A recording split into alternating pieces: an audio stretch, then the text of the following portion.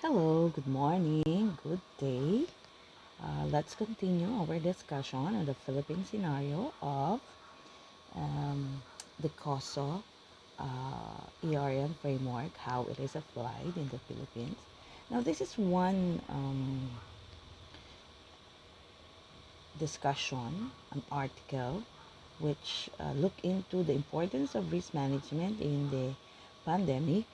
And do remember that in our COSO framework, there are 5 components, and this component we can code it as crime. Really? Let's take a look. The first one, do you remember? It is the control environment. So that's C. The second one is risk assessment. Okay? So that's R. What do you think would be your M? M ba? Hindi, I muna. So that would be information. And number 4 would be communication. And number 5, of course, it's control activity. So, lagyan natin ng E. Existing control activities. Okay, so that would be our 5 components of COSA, which we need to take a look at where do we need to focus when we look at the pandemic. Okay, so just remember your crime with uh, enterprise risk management, because that's what we are preventing, no? The crime. And in order for us to prevent the crime, we need to answer for the 5 components. Okay, now it made mention by Christine Demena in November 25, 2020, that we need to focus on, no, uh, the processes and controls.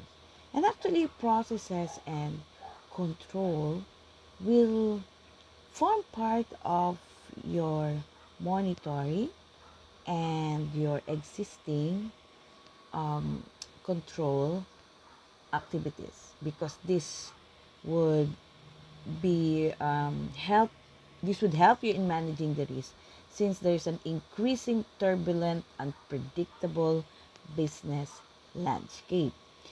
And since it's very important today, kasi 'di ba, ang daming nawala ng trabaho, ang daming naluging negosyo.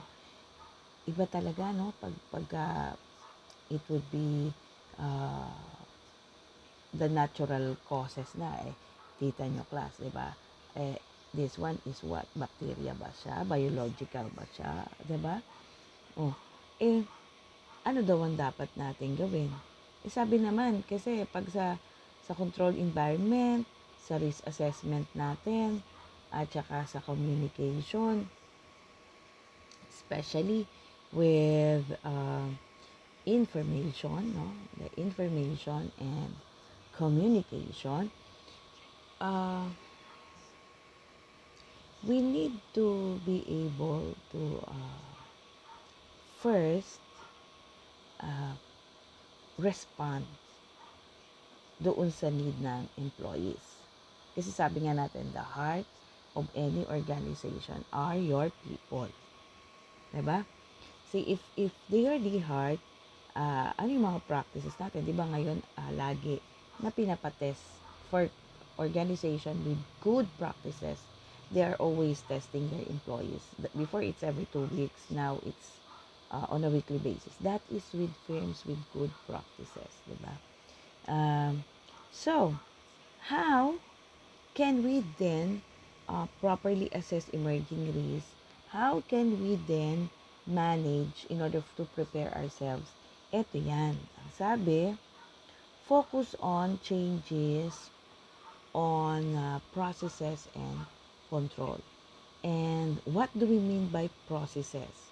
This would be looking into your operating plans. Remember, operating plan is short-term in nature. This will cover at most a year. No? And we have to compare it with your control environment. Ma'am, ano ba yung control environment? This would include your governance structure. Pagka sinabi sa control environment. And we have to, that's why we need to identify your different types of risk, no? Kasi ito yung mag-guide sa atin paano natin i-manage yung risk. Kasi pag sinabing control environment, although we would discuss this as well in internal control, no?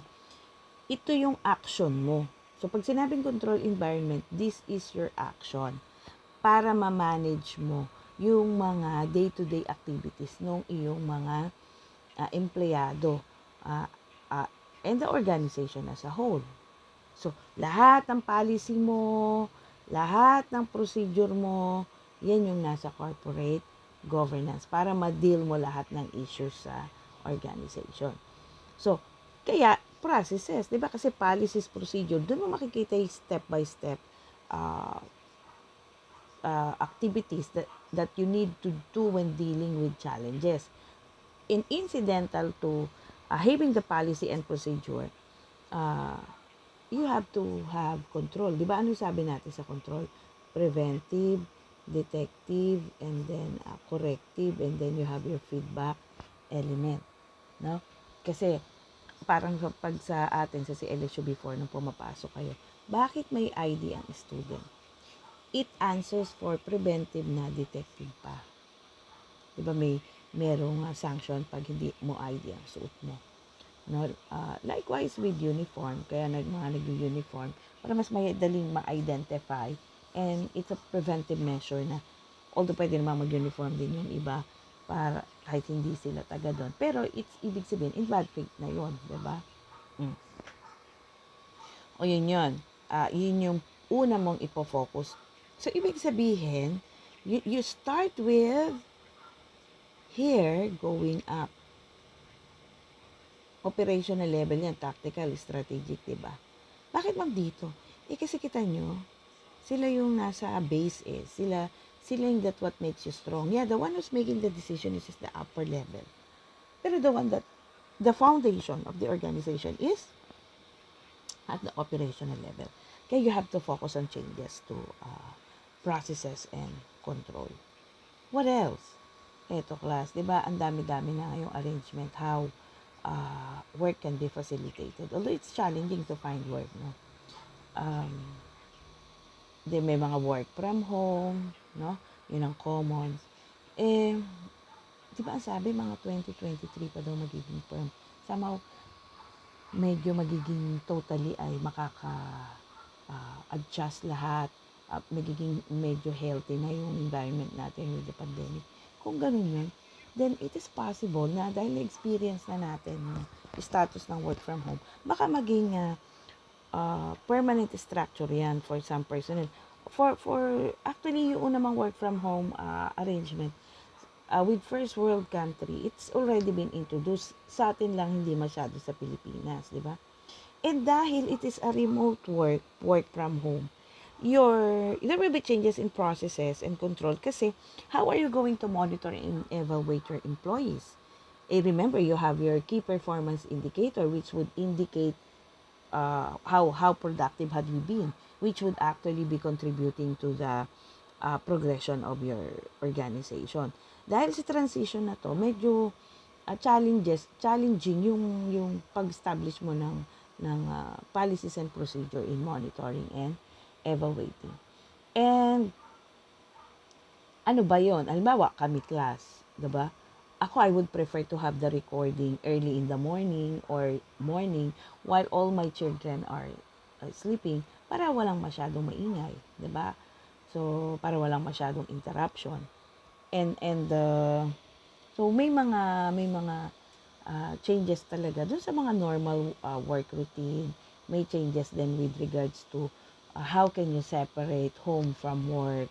Those are syempre common issues that we need to address.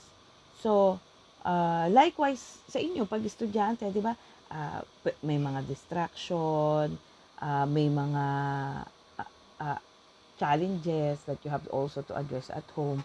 And I've seen that with my children that they do find difficulty in up to now in adjusting with the asynchronous and even with synchronous type of uh, classroom scenario.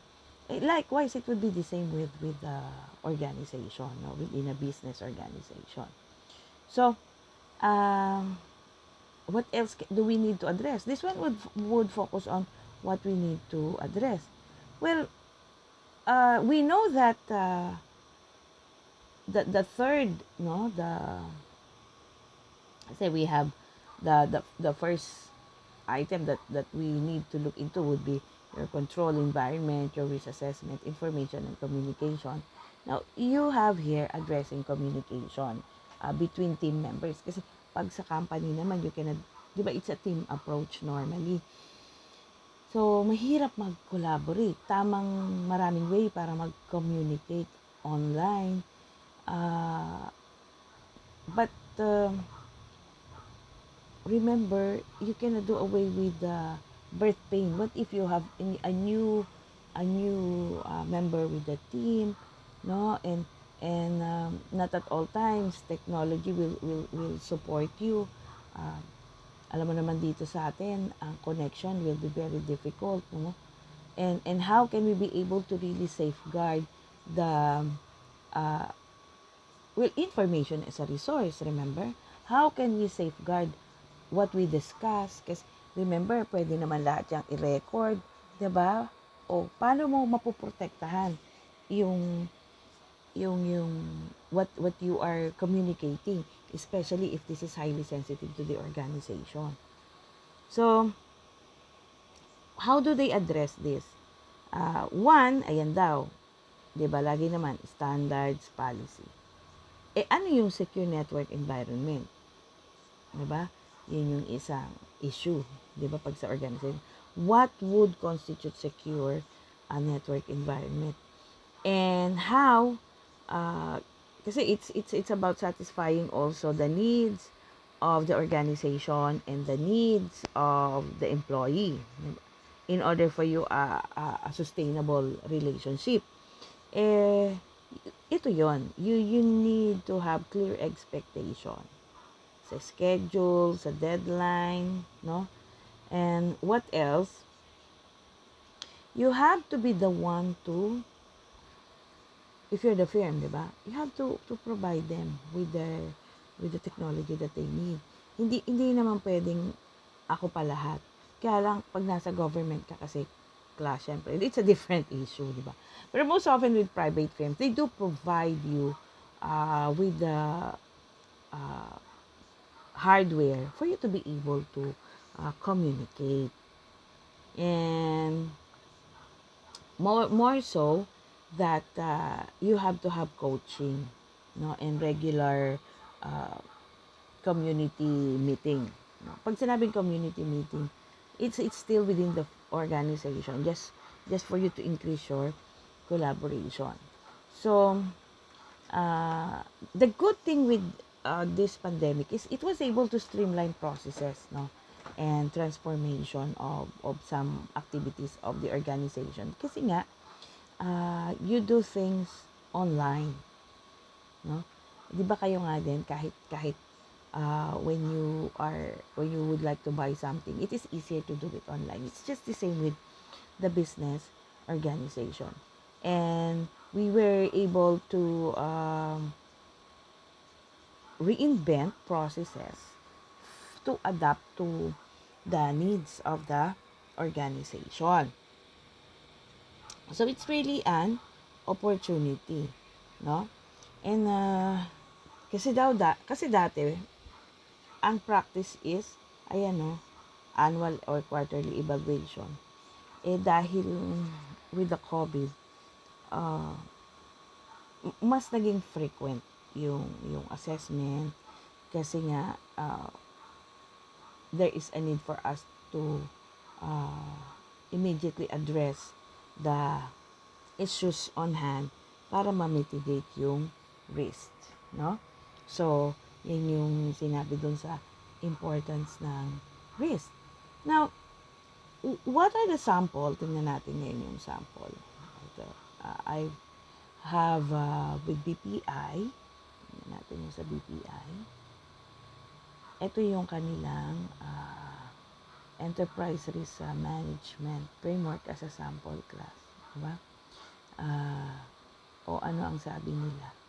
Para daw, kaya meron to para ma-identify, ma-measure, control, monitor.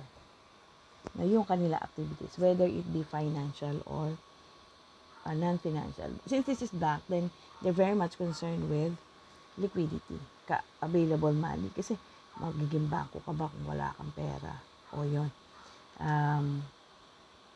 Aside from they need to comply with the Bangko Sentral ng Pilipinas. So, ano yung kanilang focus? Tingnan nyo class yung focus nila. Governance. Kasama ba yan doon sa nasa principle natin? Doon sa COSO framework natin? Di ba yun yung kauna-unahan doon sa COSO framework natin? And what else? Yung nakita natin na meron aside from, kasi yun yung una, di ba? Governance. O ano pa yung in-include nila? Aside from the value enhancing risk method and processes and risk intelligent data technology. Saan mag-relate itong value enhancing risk method and processes? This would be related to the second one, strategy. Diba? Tsaka yung pangatlo natin, the performance. Diba 5 yun? You have governance, strategy and objective setting. You have performance, review and revision. Then we have information and communication. So, yung risk intelligent data and technology, this would address the last two, review and revision and information communication reporting. Meaning, ito yung inadapt ng BPI. Okay? Doon sa kanilang Enterprise Risk Management Framework. We'll just look into the framework, okay? Later na class yung policy and risk strategy. Tingnan natin yung sa whole SIM. Ano yung kanilang risk management framework? O, eto yan. Ano ang kanilang dito ang binigay sa inyo the risk management dito binigay sa inyo yung risk management process. If you take a look at the upper the discussion beforehand, ito. Yan. They focus on the who. Yung pag-introduce sa atin ng kanilang enterprise risk management. Kita nyo class, MANCOM, steering committee, business development unit. And it actually addresses as well your governance and culture. No, pagka ang mga nilalagay class ay yung who will form part of the risk enterprise risk people. Okay? And the other item made mention here would be ito. It addresses the business objectives by making sure that their system of internal control are regularly reviewed, no, for its adequacy and effectiveness. O, tingnan naman natin yung 7-Eleven. Ayan. O, ito yung sa 7-Eleven na enterprise risk management. Anong sinabi nila? Ayan. They have governance, no? And they would be using, of course, structured and systematic approach. Yung they already identify which risks they would address, no, in order for them to manage their competition, their reputation, and their supply chain, okay, their business operation. O ano-ano sinabi nila? The credit risk, liquidity risk, and interest rate risk. Now, ano yung binanggit dito? Yung ho nila, audit committee, no? And they focus on mentioning about internal control activities, which would form part of review and revision the performance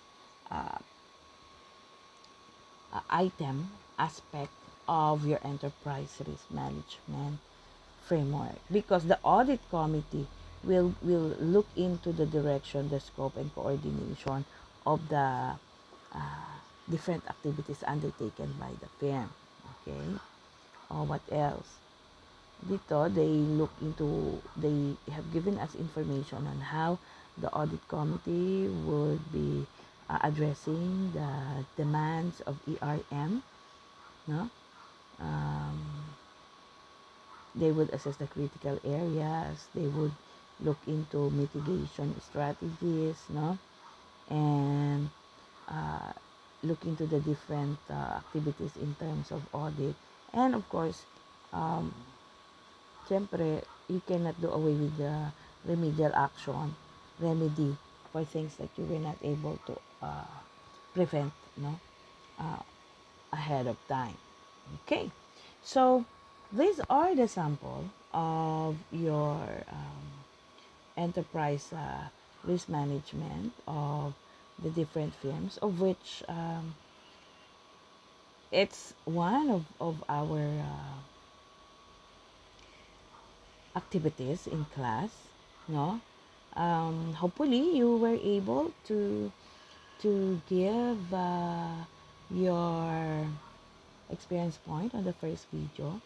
Here, our experience point would be with what had been given in the importance, no, and the different sample of your ERM, no. At your end, why do you think that